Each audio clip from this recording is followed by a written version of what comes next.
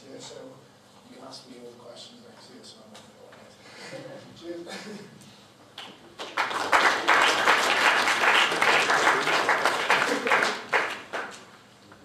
Did anyone have any questions come in?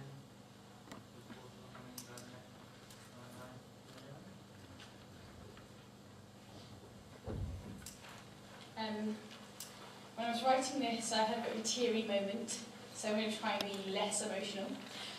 But basically, I have absolutely loved this year. Like, I can't even believe it's already gone past. I came into the position feeling very unprepared and underqualified, but thanks to the team and thanks to you guys, actually, it's been a job which I've really felt that I've been able to grow into. So, what have I done this year? Well, I've outlined a few of the key points in my written report. And I guess outside of that, I've done so much, it's really hard to condense it down. A lot of my work has just been talking to students and making sure that on an individual basis, each one of their cases is actually dealt with in a really professional and confidential way, and making sure that they are happy with the outcome. As well as this, yeah, I've helped with accommodation. Actually, we're in a very much stronger position this year than we were last year in terms of students not having accommodation. Yes, I understand completely there's still very much a crisis. However, the university are actually taking responsibility for it now, instead of just saying, well, there's not actually a problem. They realise that there is one and they're doing something about it. Fantastic. As well as that, I've been really encouraged actually to be working more with international students this year. I'm not going to lie, the amount of banter they bring to my office is amusing. My particular favourite was in my office yesterday. Give me an earful. But it's been really good to hold, first of all, more international events, things that are maybe just a bit more culturally accessible for all students. And I've been really blessed myself just to be able to have a few more, I guess, friendships, and having that, I guess, more opportunities to meet different people. And we've got such a diverse university that actually I've been able to experience that a bit more. And last of all, I said at the beginning of the year I was going to have an open door policy, and as much as has been operationally possible, I think I have done that. Obviously there's been times where I've actually had to do a few reports that I've had to close my door once or twice. But apart from that, I like to think that if any of you have ever come to see me, then I've had the time to see you then, or I've got back to you at a later date. It's been a really good year. It's been hard. Oh my word, has it been hard. But it's been so much fun as well. And so I just want to thank you for the opportunity to let me represent you.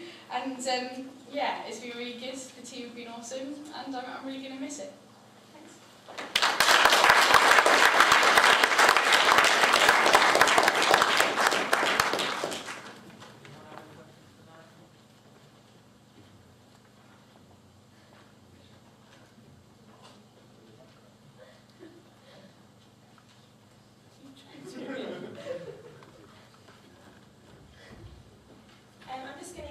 Updates because I haven't written this in my report. As of today, I've had several students come to see me regarding unfair practice cases. The university now is saying their letters to students if they've had an unfair practice case, they can come to the Guild of Students for support.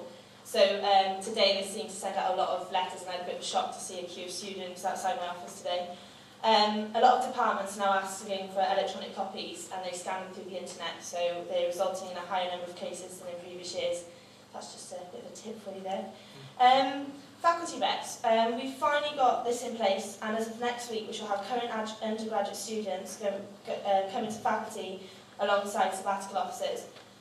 You may not realise how important this is, but when I sat on the Faculty of Arts for a year and I was a social science student, I found it terribly hard to say what Faculty of Arts students wanted. This will ensure your voices really being heard in future years. And unfortunately we didn't have enough interest for our Culture Awards, but we still had 7 separate awards, and I think that's a huge achievement, considering when I went around departments in the summer, a lot of departments didn't even know what the union did, why we'd care about course representation, why should they really care about their course reps. And now we've got senior reps, we've got faculty reps, and they've really listened to you guys.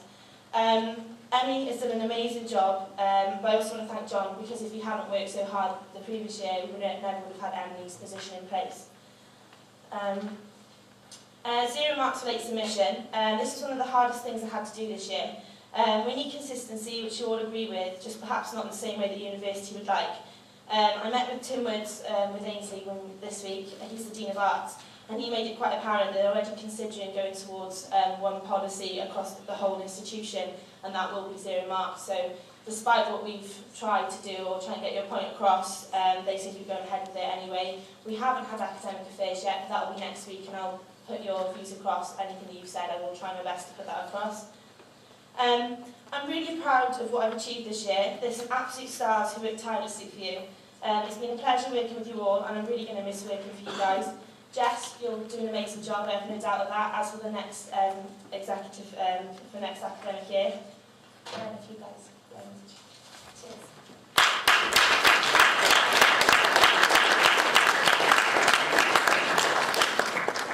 No one have any questions for Beth? Time for seconds. And last but not least, to the arm.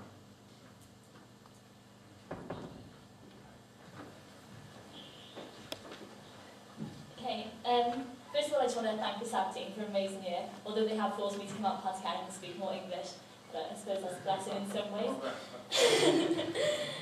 This year has probably been one of the most challenging years, and it's just been non-stop.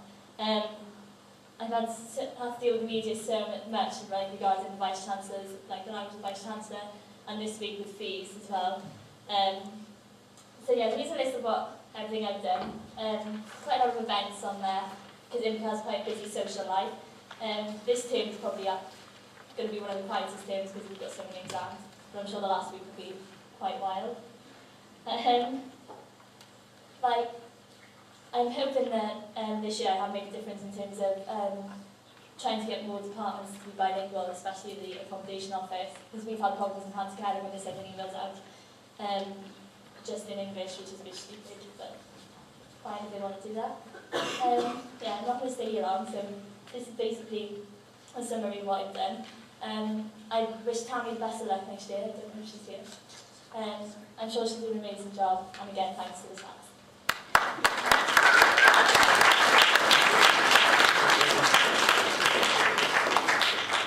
Does anyone have any questions?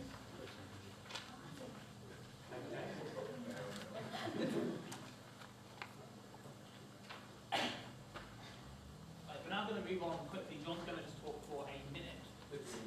Pardon? Literally a minute. On the status of the Guild Constitution. So I'll hand over to John now.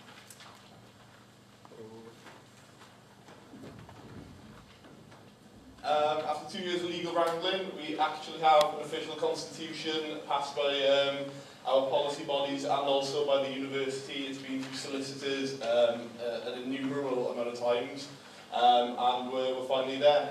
For the last 12 months, we've been running with a sabbatical team that constitutionally doesn't exist. So, good times. It's all been taken care of, and I thank you guys for your patience, and also Simon for dealing in a world of liberal constitutions, but we've made it through. Abused.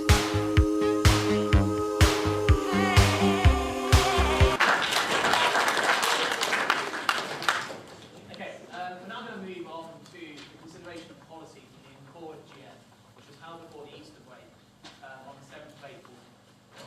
Because this GM was in court, there wasn't enough people there. The policy couldn't be passed into an official guild policy. So what I've asked everyone who submitted policy to that GM to do is to resubmit policy to this AGM for consideration. So it's going to be treated as new policy. The only policy that I've had resubmitted is the one proposed by Jess Lee and seconded by Dan Walsh on zero tolerance of sexual harassment in our union.